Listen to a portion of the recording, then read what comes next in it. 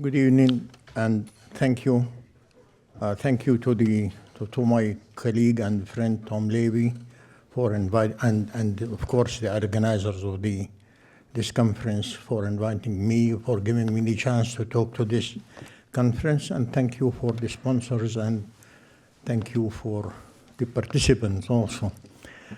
Okay, so the title will be Were There Edomites During the Late Bronze Age in Faynan, Southern Jordan? I'm taking you to Jordan, and I'll be talking about not completely different topic, but it is somehow this topic is connected closely with the biblical narratives and with specifically with Exodus and so on. So this study is a direct outcome of Edom Lowland Region Archaeology Project, LRAB, implications for an integrated regional copper industry and local complex societies in Wadi Araba, Southern Jordan. You can see in the map, you can see Faynan, you can see Timna, and you can see Sarabit al-Khadim in Sinai. These are the most famous, the most known centers for ancient copper production in the area historically. I mean, starting at least from I'm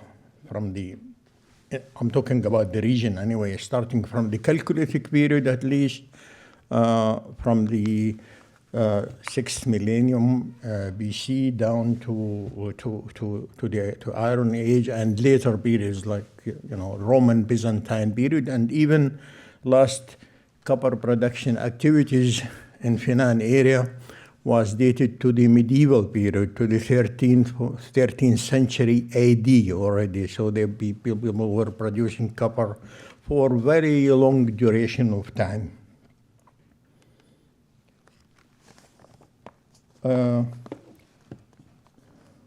When Tom contacted me and he invited me to participate in this conference, I was thinking what I'm going to say to the people at the conference and how relevant was our research in Jordan in copper production district of Faynan in southern Jordan to the Exodus. And in relevance to southern Jordan, the main goal was to study the significance of ancient technology and punctuated change, depicting the emergence of the Edomite kingdom in southern Levant, using copper technology as a lens to measure social change. How does this archaeological investigation relate to the theme of this conference? The region provides the temporal and the spatial context to the topic. The deepest levels at Khirbet al-Nahas, that's the most prominent site in Faynan area for copper production, has demonstrated an occupation that might be attributed to the 13th century at the lowest level. And spatial-wise, Edom was the place where where at least one of the major stages of Exodus supposedly took place. The research potential is huge, and if it will fully be utilized in the future, it can have a profound impact on our understanding of the history and the social change of the region at the final phase of the Late Bronze and early phase of the Iron Age.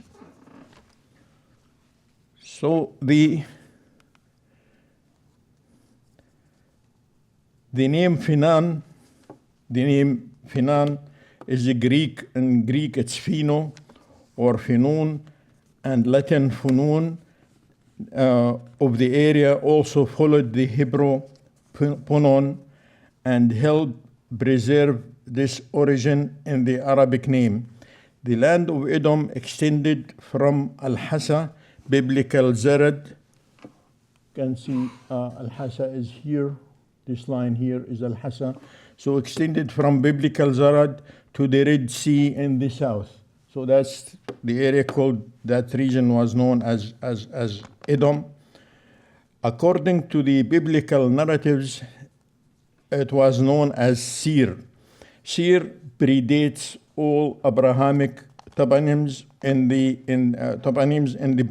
the broader region, Genesis 14:6 and so on.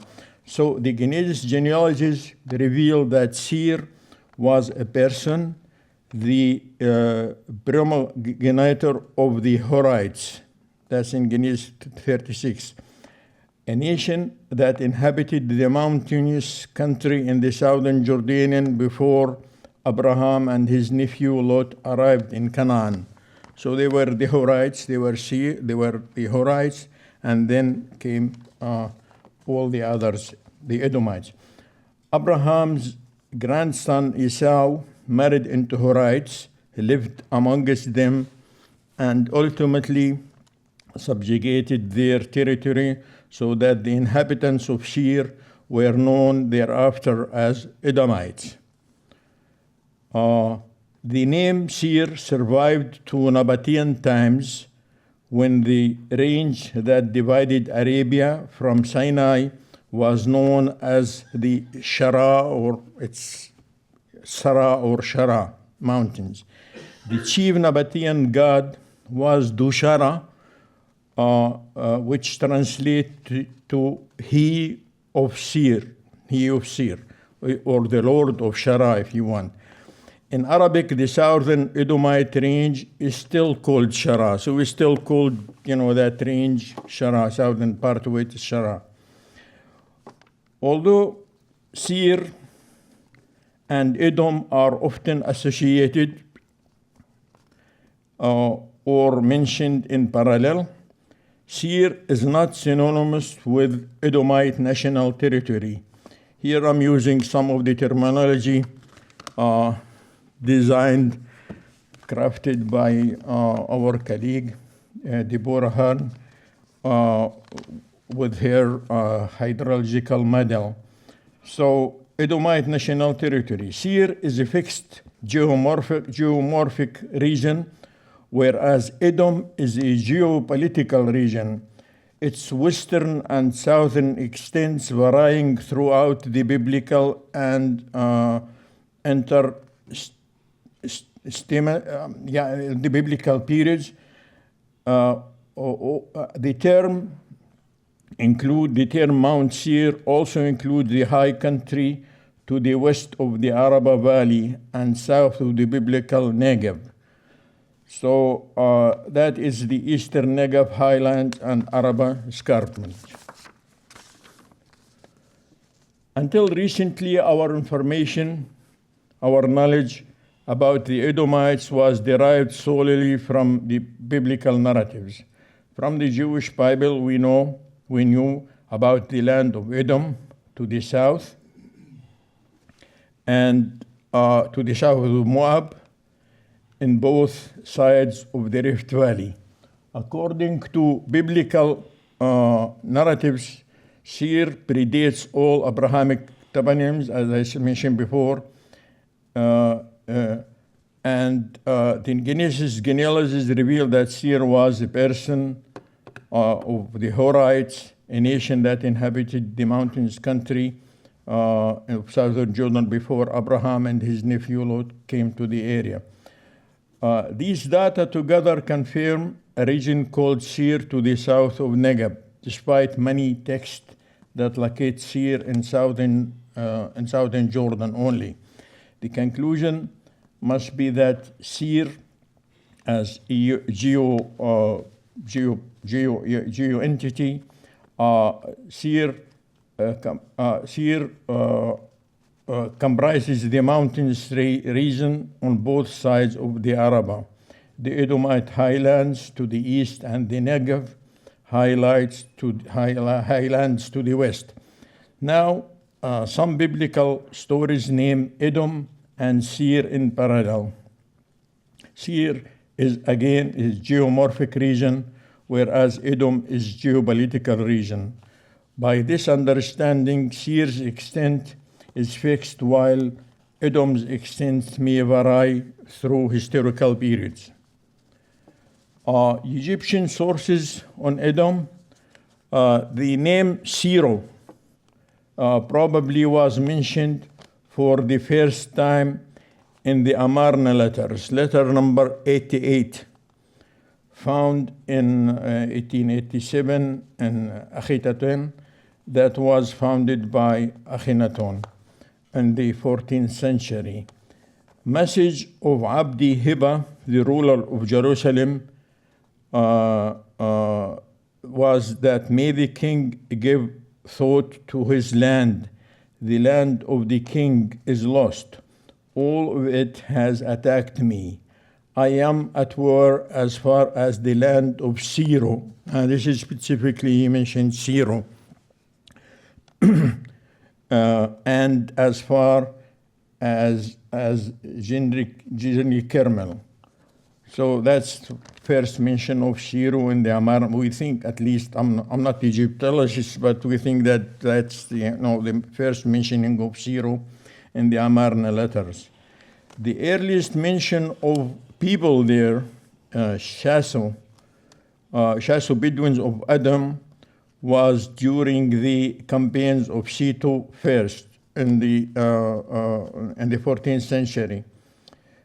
During his third Syrian campaign Ramses chased warriors of Shaso tribes across the Negev as far as the Dead Sea. That's in the 13th century, capturing Edom, Seir later. Later, in the time of the fourth pharaoh of the 19th dynasty, Merneptah, in the 13th century, son of Ramses II and father of Seti II, in a group of letters which served as models for schoolboys, records on an official of the eastern frontier post of the Egyptian Delta illustrate the traffic between Egypt and Edom. Official reports the passage of Bedouin tribes of Edom, Shaso, to the pools of Bir Atom, better pasture of the Delta. Ramses III, in the 12th century of the 10th dynasty, claimed that he destroyed the people of Seir among the Bedouin tribes. I raised their tents, their people, their property, and their cattle as well. The newly discovered in Wadi Rum inscription of Ramses III, and that was discovered just recently, a few months ago, of Ramses III, witnessed to the continuation of these contacts between Egypt and southern Jordan. The latest evidence for Egyptian interaction with Edom was a scarab of Shishak or Shishak from the 10th century, found in Faynan area during our project with Tom. Significant indirect Egyptian sources, including Leiden Papyrus 348, the Merneptah stele, Papyrian Study 3 and 5, the Elephantine stele, are significant but circumstantial, at least at the moment. Our archaeological knowledge about this region of Jordan was limited in the 60s to surface surveys and few excavated sites at the mountainous range of Edom. Noteworthy that investigation and subsequent interpretation went through different chronological trajectories. Using new and evolving, now, with Tom, with our ELRA project, using new and evolving methods of cyber-archaeology, where computer science, information technology, and engineering are applied to ancient material culture. The material culture can be explored in the light of cultural change. On-site GIS digital archaeology, this is a tool is crucial for any excavation because of its ability to record archaeological data with highest degree of precision and integrate so many forms and sources of data collected in the field.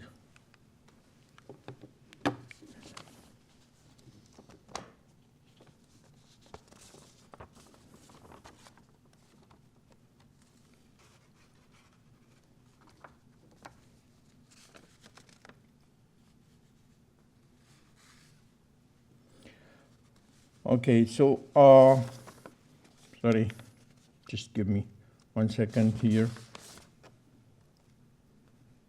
I rewrote many things.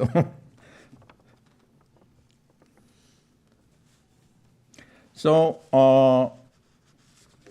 we will discuss here the significance of the archaeological evidence from the deep sounding through one of the site's many industrial slag mounds known as Area M. And this area above virgin soil, this area about virgin soil, you can see Area M here. This area about above virgin soil, in its lowest level at locus M5B dates to the 14th, 13th centuries BC. Khirbet Has in southern Jordan, that is more than 10 hectares in size. You can see the site. And contains over 120 buildings enveloped in large slag mounds, as you can see in the picture. The site considered the largest Iron Age copper smelting site in the southern Jordan. It was excavated in 2002, 6, and 9 by the University of California, San Diego, and the Department of Antiquities of Jordan in the broader framework of Edom Lowland Regional Archaeology Project. So,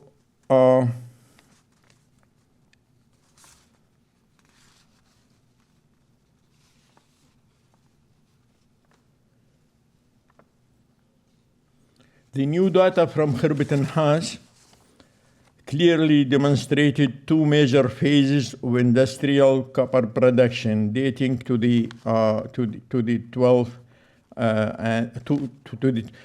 concentrating mainly on the 11th, 12th, and 9th, 10th centuries BC.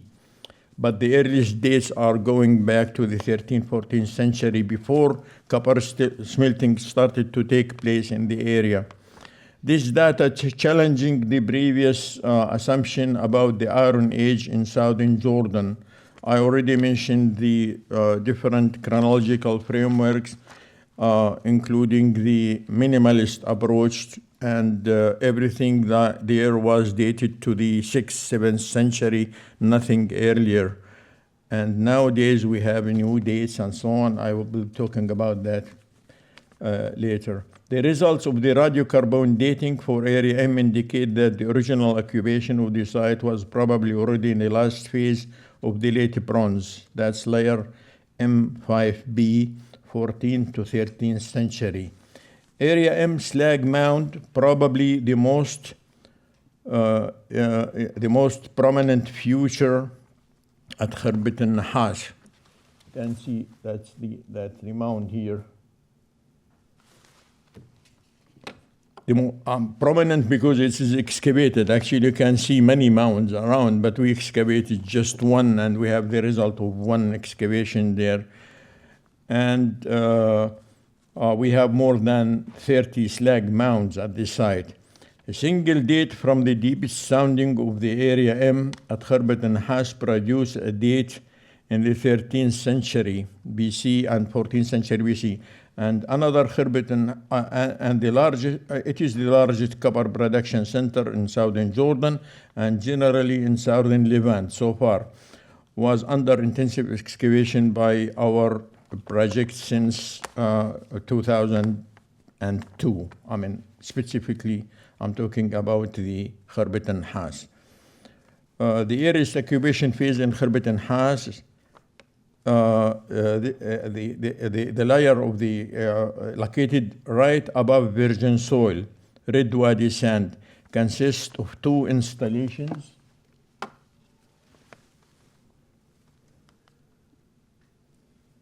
That's the general view of the area. Okay, these are the C14 days. Anyway. Okay, so if you look here at this slide here, this picture here, you can see the profile here.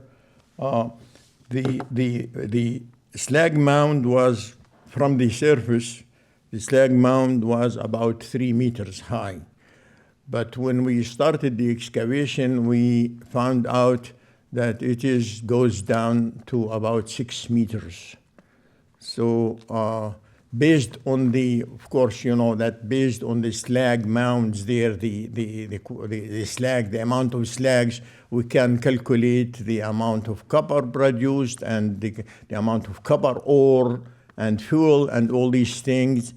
But now we have, the calculation were made long time ago out of this, what is visible in the surface. Now the excavation proved that we go down for more 3 meters, so it's 6 meters. You can see we left this edge here just for the sake of safety. And we have this profile going all the way down to this point here. You can see the profile that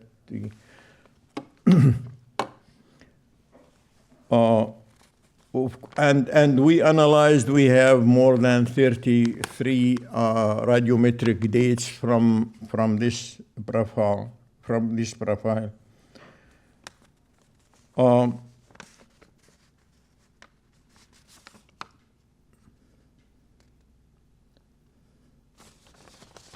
I have to mention here that, I mean, we published that already, and we've been in many discussions about the dates and the radiocarbon dates and so on.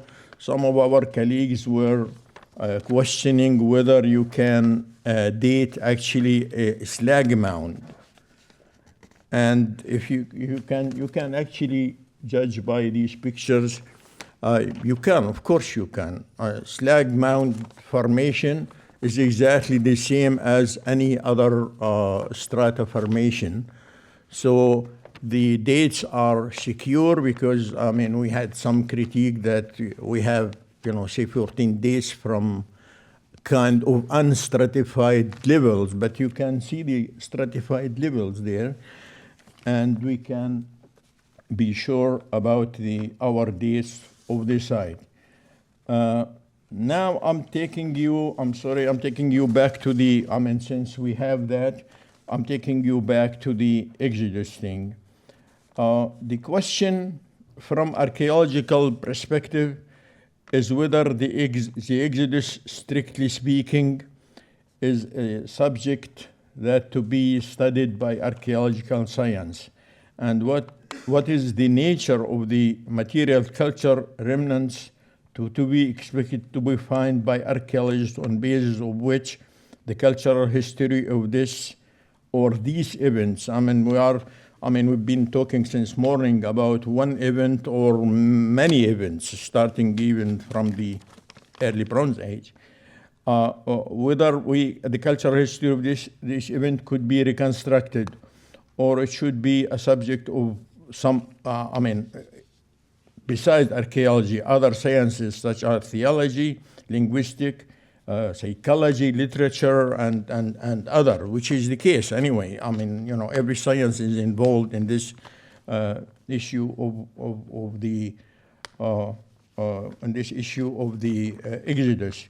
If the Exodus story, if the Exodus story merely a cultural memory, the product of later primarily theological reflection, or was it a historic event the scarcity, I should say here that the scarcity of both archaeological, direct archaeological and direct Egyptian evidence for this event does not prove that it didn't happen.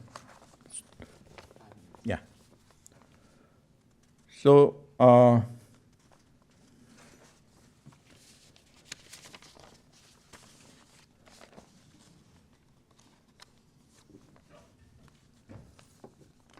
we need to admit, of course, we need to admit, of course, that after many centuries of researching the Exodus, we're still not in the position to answer many basic questions. When this event or series of events happened, was it during the late early bronze, late middle bronze, or late bronze, late bronze and Iron Age, Iron One? What was the starting point of it? We're still discussing the starting point of it. We're still discussing the itinerary. You've seen 4 or 5 models of the itinerary, and the final destination. Was it the itinerary through northern Sinai or southern Sinai, and so on? The question here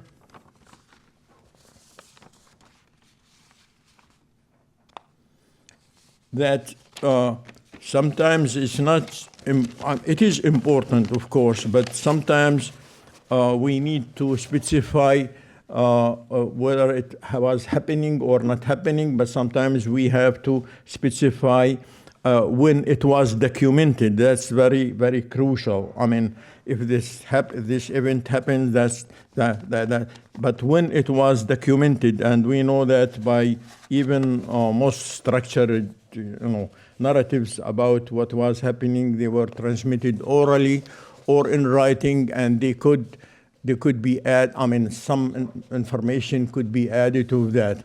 If we think of that as let's say collective memory, this is extremely important thing to commemorate the birth of a new nation. I mean, that's very crucial moment. Whether it's historically, how much historicity is there, but it's commemorate the birth. It's mark a new nation, the birth of a new nation, and the most crucial moment there that it is important from the point of view. There is too much symbolism in there, and symbolism is reflected in the that river thing or sea thing, Yam Suf or sea thing, because usually seas and waters are associated with primordial waters. This is actually, the sea can be the separation between creation and non-creation. So it is highly symbolically charged thing, commemorating or celebrating the birth of a new creation and new nation. And I don't want to be agnostic. The archaeological evidence are still scarce. We still have to look for other references, written references, but we shall go ahead and do what we can do, and even if C14 dates, that's specifically the dates from the late Bronze, early Iron Age. And this is how it looks, at least to us, the chronology, the new chronology of Southern Jordan. We pushed the history of Edom back for about 400 years with our project. And we shall continue doing what we do with open minds and open eyes. And even the archaeological evidence is scarce. It is true, I agree totally with Eric Klein that 3 stones, 3 rocks can make a wall. So I have to look for walls. And okay. So I thank you for that. Thank you.